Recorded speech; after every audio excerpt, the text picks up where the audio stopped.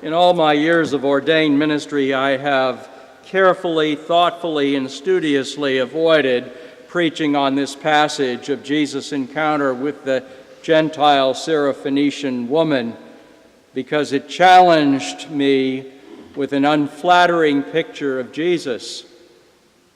But I also think that I needed to become more mature, to get a picture of it.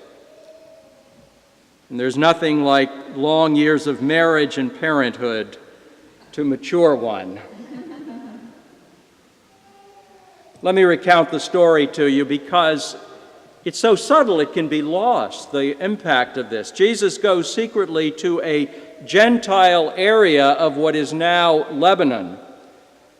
And it's no ordinary trip because there was an ethnic wall between the Jewish region of Galilee and the Gentile region to the north, which was home to Canaanite Gentiles.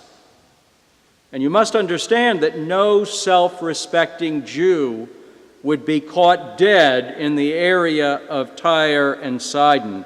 Culturally, they were mismatched. Racially, they were quite different.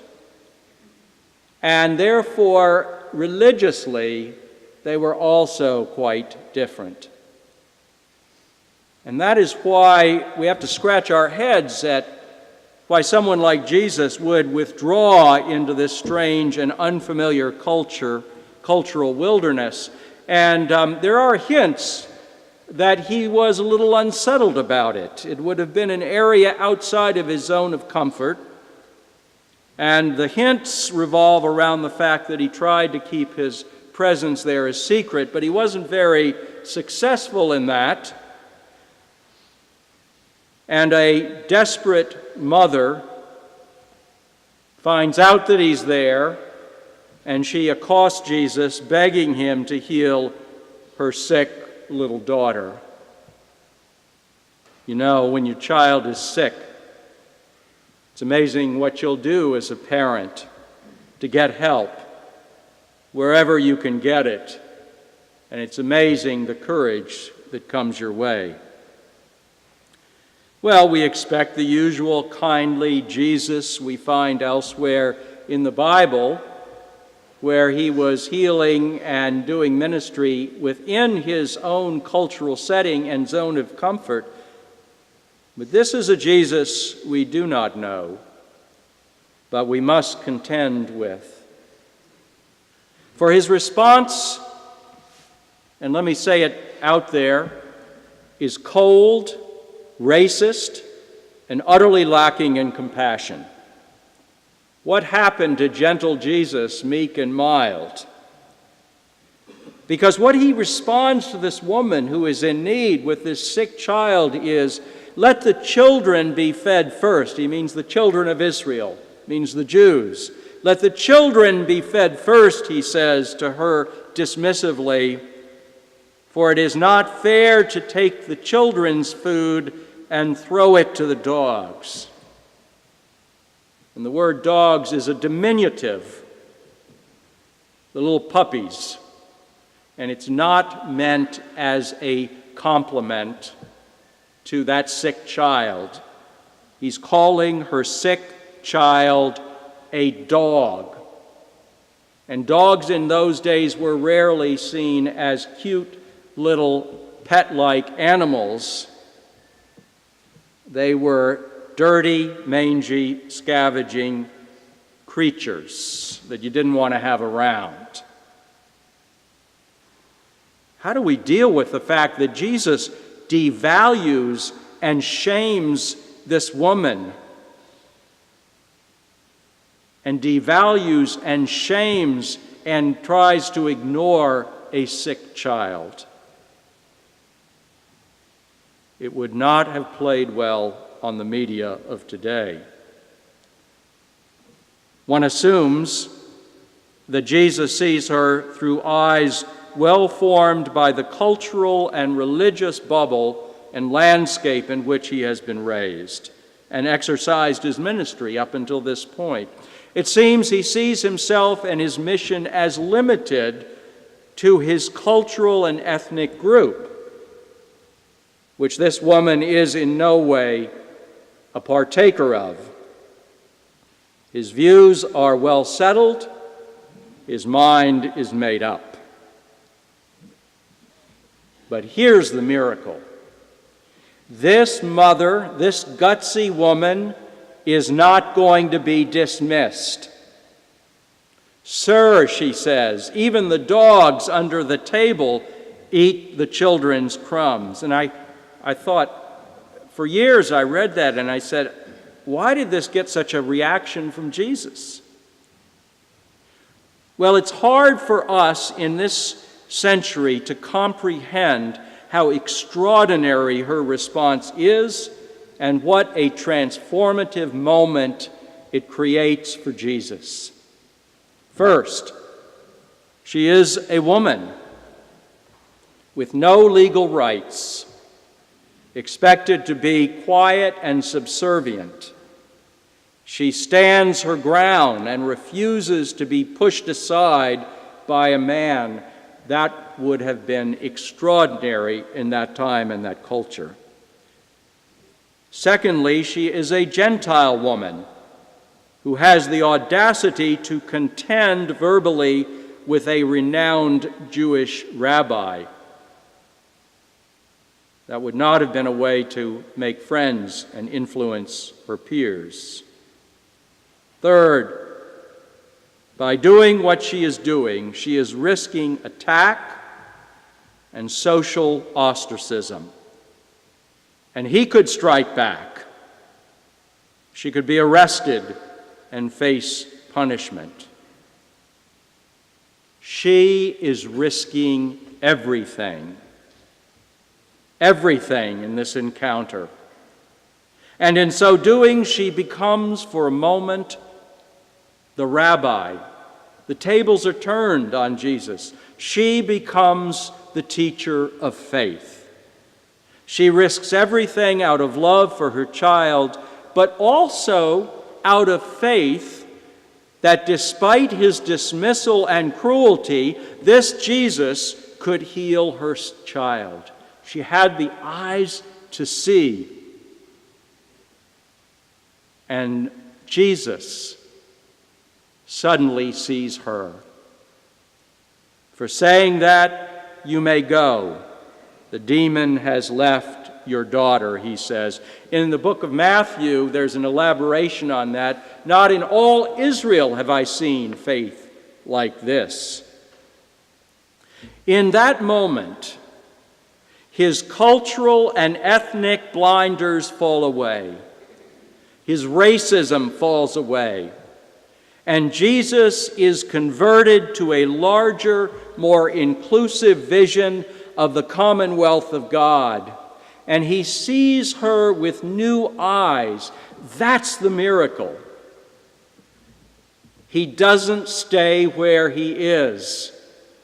He breaks out of it and sees her faith, sees God working in her as a person of faith, part of the family of God.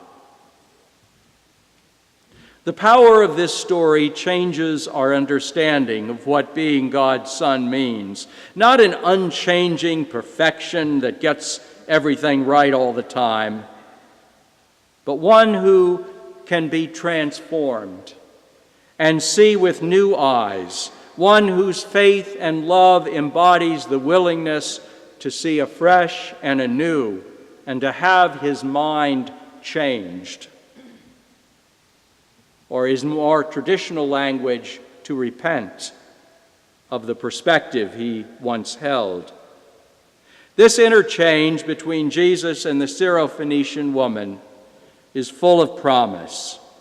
If Jesus, the Son of God, is on a journey of change and new awareness, we can be too. We can grow and change throughout our entire lives. We can step out of our zone of comfort into new and unfamiliar territory and embrace the new ways God is inviting us to live and be and see. Like Jesus, we can be surprised by the new ways God is reaching out to us and teaching us, loosening our blinders and expanding our community so we can be free to live and love, rather than to stay bound by zones of comfort. This is a helpful reminder for me as I begin my 9th year of service as rector of this parish, and we begin our new program year. I am so aware of the many ways God has led us on a journey out of old zones of comfort into new territory and grown our vision, our faith, and our life. The love and support of this parish, for example, several years ago for Tim Bostic and Tony London in their fight to make marriage equality the law of the land, represented, I think, a pivotal moment of hospitality for this parish. And it was one of our most godly moments. Our welcome of so many from other traditions, such as the evangelical tradition, the welcome of those who had moved beyond that particular theological construct and were looking for something broader and deeper. Our welcome of other traditions of faith to this, to say to everyone, you belong, and we're not going to judge you, has made this church a force field of grace and healing for those wounded by a too limited understanding of Jesus.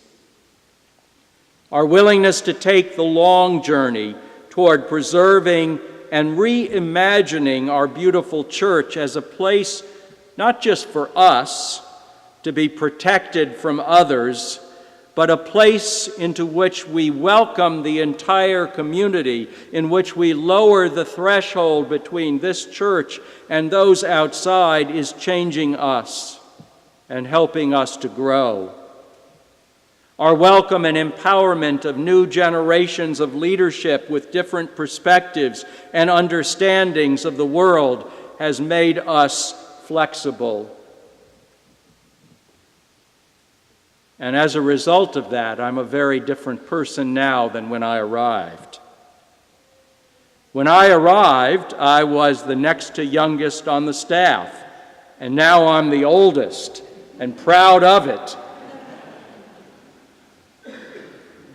How wonderful that all is. What a privilege it is to serve God with you in this place and to grow and journey together to new territories. And the journey will go on. We know not where, but we know that we will continue to learn new things every day. For we are all on a journey of change and growth. That's what it means to be a Christian. Whether we're liberal or conservative, believers or unbelievers, old or young, Jesus simply calls us to be open, to explore new territory as he stepped into that new Gentile region, a bit uncertain at first, maybe even a bit irritated, a bit judgmental, but open and recognizing faith when we see it.